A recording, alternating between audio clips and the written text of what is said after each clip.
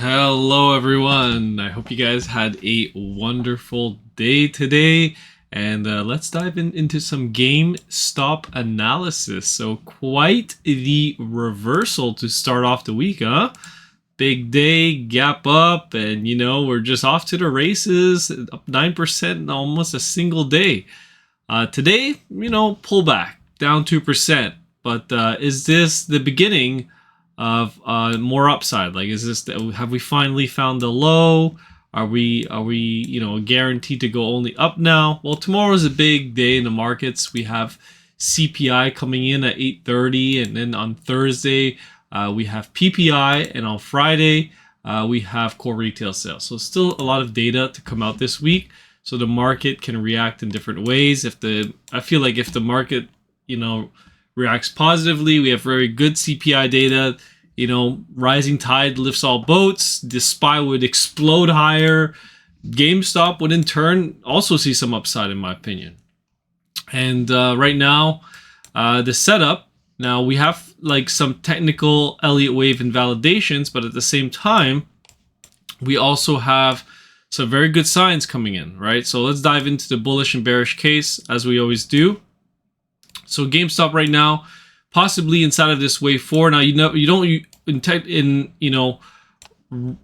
traditional Elliott wave, if you're not using this method here, if the 4 crosses the low of the wave 1, then essentially this is invalidated and you've technically found your low, right? You shouldn't go any lower. The C leg has ended, it's truncated, it's ending early because it's just so oversold, and there's a lot of bullish momentum that's about to show up, right? So that's your bullish case. The bearish case is that this wave 4 is indeed finished, and you're going to come down for either a very minimal low back down to 24 or even as low as 23, and then you're going to hit that buy area and you should be taken off from there, right? So it's still a little bit early to call the low in on GameStop, but this is good signs, right? So this is really good signs. If it keeps going and you start to cross like 29, then yeah, you could probably assume that the low is in because it's too impulsive at that point, and you're starting to get most likely your first impulse off the low. So if that's the case, then you're gonna get something like this, where it's like 1, 2, 3, 4, and a 5. Then if you have 5 waves up, you have your first impulse up, the low is in, and then you can now put the wave 1, starting, and when it finishes, you buy the pullback on wave 2. And then this should happen. Wave 3. Now the wave 3 is the juicy waves, right? The wave 3 is like, give you an example of wave 3. This is a wave 3. This is a larger cycle wave 3. The one that took us from the lows here of $19 all the way to 32. That was your first wave 3. This extension higher was a 5th wave. So you want to catch these wave 3s, and especially the larger ones, right? So I think this one could take us much higher if we could take out these highs, but again, we're still in that no trade zone, right? So it's kind of difficult to try and gauge where this is gonna go. Now let's take a look at our indicators, right? So GameStop on the weekly time frame, much better. We're looking much better now, right? The weekly time frame has an 8 and a 2 on the dual band strength index. So we've had like 4 constant weeks of bearish dual band strength index numbers, which has resulted in a lot more downside, right? And that's why I was warning with all these bearish dual band strength index numbers. We are probably in this accumulation zone in a pullback of wave 2, a corrective move. Now that we're nearing the correction, the end of the correction, you want to keep your eyes out for a possible reversal. 4-day time frame, nothing new, nothing really going on the 4-day, but you still got a green money flow on the 4-day. The weekly crossed back into the red, so that's something to pay attention to as well. But the daily's got some good signs. You still got green money flow. You formed a green dot yesterday. You still got bullish dual band strength index numbers today. The 4-hour time frame, I believe, is still in red money flow, though. Unfortunately, the 4-hour, the smaller time frame, isn't there yet. That's why I stress that if we do come back down, right, and the price makes a lower low, but you see bullish divergence here, right? If you see a bullish divergence on the momentum waves on the 4-hour, that's going to be probably your last chance to get in. I don't want to say last chance, but I'm gonna say it's gonna be a very high risk, high reward trade setup, because then you got a lot of things on your side, right? You're gonna be in the buy area, you're gonna have bullish div, and at the same time you got the weekly starting to slow down. So we'll see what happens. The 1 hour time frame still in red money flow, right? So you still got red money flow. So that's why these, oops, I'm drawing some stuff here. The smaller time frames, they don't have our backs at the moment. Unfortunately, they just aren't there. They just aren't there yet. But the dailies is still, the daily setup is still there. So let's see what happens. I mean, I'm in GameStop. We're just holding right now, and we've been accumulating on the way down. And today we got paid. I mean, not today. Well, yesterday we got paid big time, right? Let's see here. What else is going on Wave Edge? So Wave Edge, let's see here. We'll start off with the larger time frames. Maybe we'll start off with the weekly. Nothing new on the weekly. The 4-day, there's nothing there. 3-day, 2-day. The 2-day has a green cross here. So this candle closes net tomorrow after the market close. So we'll see if this signal remains there. If it does remain there, then that's really good signs for GameStop. The daily time frame. We haven't seen any more accumulation, which, by the way, I think the last time we saw it was down here at $12. So smart money hasn't really started buying more on the daily. The MACD is coming up here. You're going to get these moving average crosses, so that's going to be a good sign for a potential setup. If it wants to come back down and it chops about, maybe you have one last chance to dip buy this thing. The 4 hour time frame, they've been accumulating this thing pretty heavily on the 4 hour. Last time we saw this buying was down here, right at $10 before this sharp rise up. And the 1 hour time frame has been riddled with buying, but beware of the red crosses, because we are still in this short-term downtrend, in this corrective move inside of a wave 2. So this is a sign that maybe they're going to dump it back down. This red cross here, right? The red cross at the highs, at the highs, at the highs, and then we start to come back down.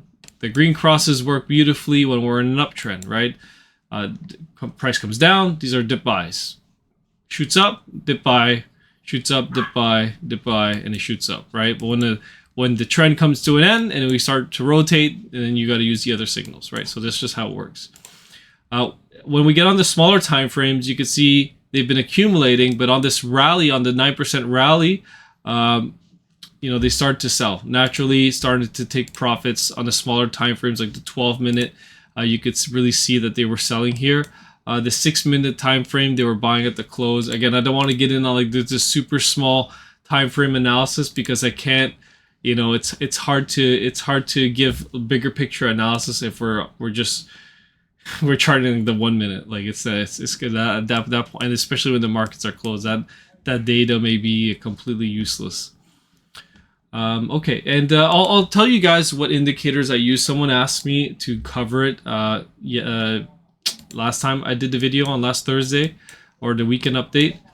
So I use 2 indicators. Well, I'll start off with the standard chart. So I use this is called Elliott wave analysis, and I use the RSI and stochastic RSI to look at where we are in the counts, the trade setups, and all that stuff. I'm not here to educate you on Elliott wave analysis. I'm just telling you what I use. And I use Fib extension tool to calculate my target areas for, and while using the counts as well. For Market Cipher, this is the Market Cipher indicator that I use. Market Cipher A, Market Cipher B. You guys can check it out. Just Google it. You'll find it. I'm not going to put any links in or anything. You guys can just check them out yourself. It's a great tool for establishing where you are in the trend, or seeing where money is flowing into an asset, stuff like that. And finally, I use a Wave Edge to see where smart money and big money is buying and selling. And it's these are indicators. They are not guaranteed. Win. Oh, if I just buy here, I'm always gonna win. No, that's not how it works.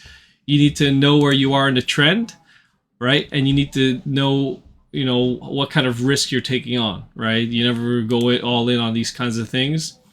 So now that we're approaching the end of this C leg here, or this wave 2, right? This bigger picture wave 2. I'm going to be paying close attention to Market Cipher and Wave Edge to see what these signals are going to, if some signals are going to fire off on the smaller time frames. If we see this low dip down and we see a shit ton of buying on the 15-minute, the 5-minute, the 1 hour, the 4 hour, we see a ton of that coming back in again, then I'll know that we're probably going to bottom out, and that all the bad news is coming at the worst time. People are going to panic sell, and we're going to start to reverse out. And the news, I never listened to the news. It's pretty useless. Like people said, I saw someone make a post the other day on the forum. They said MicroStrategy and Ryan Cohen had a picture together, him possibly buying Bitcoin, and that's why the stock went up. I mean, we were nearing the end of a wave 3, so this was only natural. We're oversold on the 4-hour time frame. We're due for a relief rally, a bounce at the very least, and that was it. And now people FOMO'd in on that news, and they're probably going to get punished in one more low, shake them out, and then take them right back up maybe the following weeks. So that's just how it works, right? I'd never look at the news. I just look at the chart, and it's worked great for me in the long term. I adjusted my mic settings because someone said I don't speak loud enough, so I hope it's not too loud now, because I see my OBS, I'm like in the red all the time when I'm talking. But yeah, that's basically it. It's very straightforward. Hopefully we get some more upside in GameStop. I'm not a guru or anything, and I really like the support that I've been getting, and I'm sure everyone's been very happy with the analysis.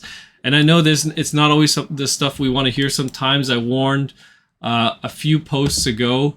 I could go check to see where I posted it, or when I posted it. But I was warning when we're right around this area that we probably have some more downside coming, unfortunately, in GameStop. And it played out. And on those posts, I got like 0 upvotes. Nobody wants to hear that shit, right? But it is news. It is data and stuff that you should listen to. You need to hear.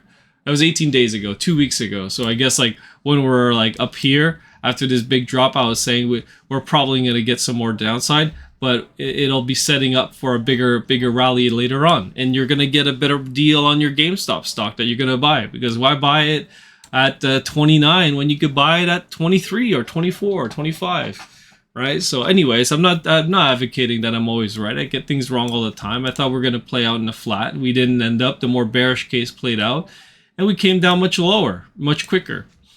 And yeah, that's it. Anyways, have a good day, guys. I'll see you guys on the Thursday update. Peace.